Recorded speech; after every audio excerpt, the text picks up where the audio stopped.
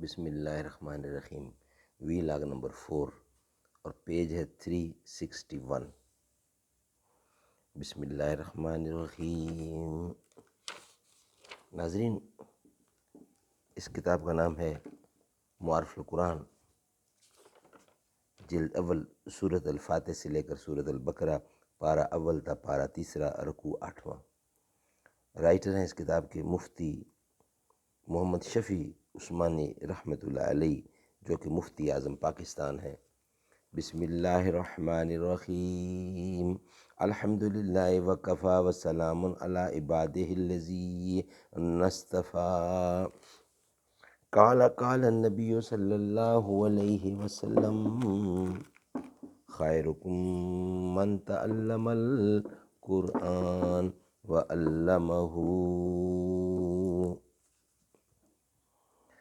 ان کو وحدت انسانی کا مرکز نہیں بننے دیا۔ وی لاگ نمبر 4۔ کام ہے تیرا،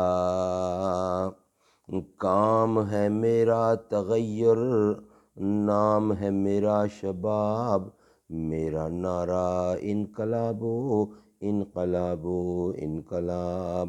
ستوں دار پہ رکھتے چلو سروں کے چراغ،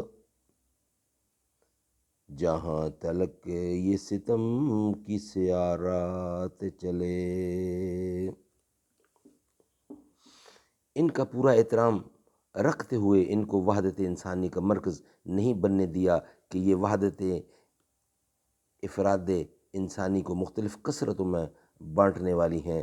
ہاں، اختیاری امور میں اس کی پوری رعایت رکھی کہ فکری وحدت کے ساتھ عملی اور صوری وحدت بھی قائم ہو جائے، مگر اس میں بھی اس کا پورا لحاظ رکھا گیا کہ مرکز وحدت ایسی چیزیں بنائی جائیں جن کا اختیار کرنا ہر مرد و عورت، لکھے پڑھے اور ان پڑھ، شہری اور دیہاتی، امیر و غریب کو یکساں طور پر آسان ہو۔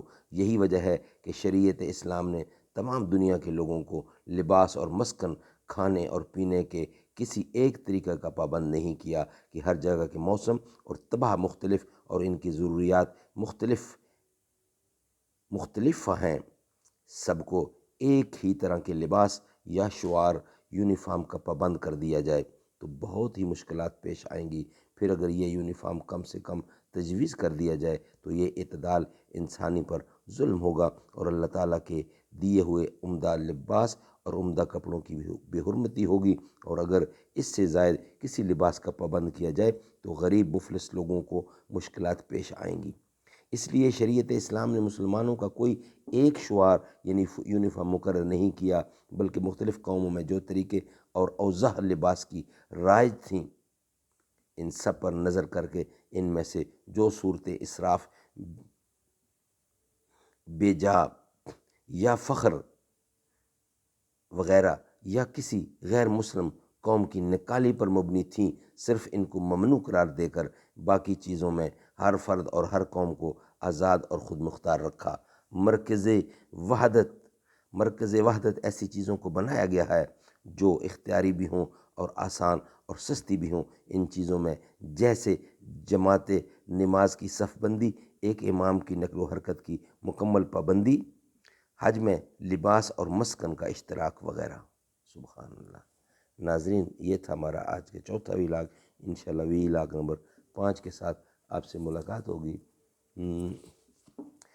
تیرا رتبہ ہے سب سے جدا فاطمہ، تو ہے شہزادی مصطفیٰ فاطمہ۔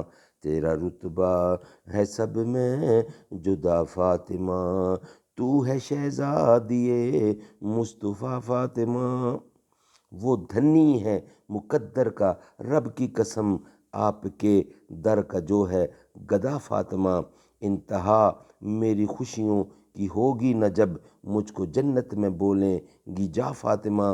میں ہوں شبیر و شبر کے در کا غلام، فضل مولا سے اے سید فاطمہ۔ تیرے غیظ و غضب سے لرزتا رہا ہر منافق لعین دین کا فاطمہ۔ آ رہی ہے جھکا لو نگاہیں سبھی، مرحبا مرحبا مرحبا فاطمہ۔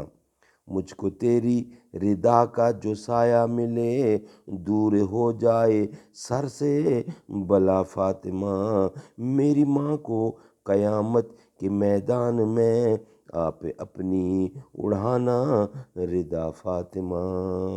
میری مشکل میں شیر خدا آ گئے، المدد یا خدا جب کہا فاطمہ۔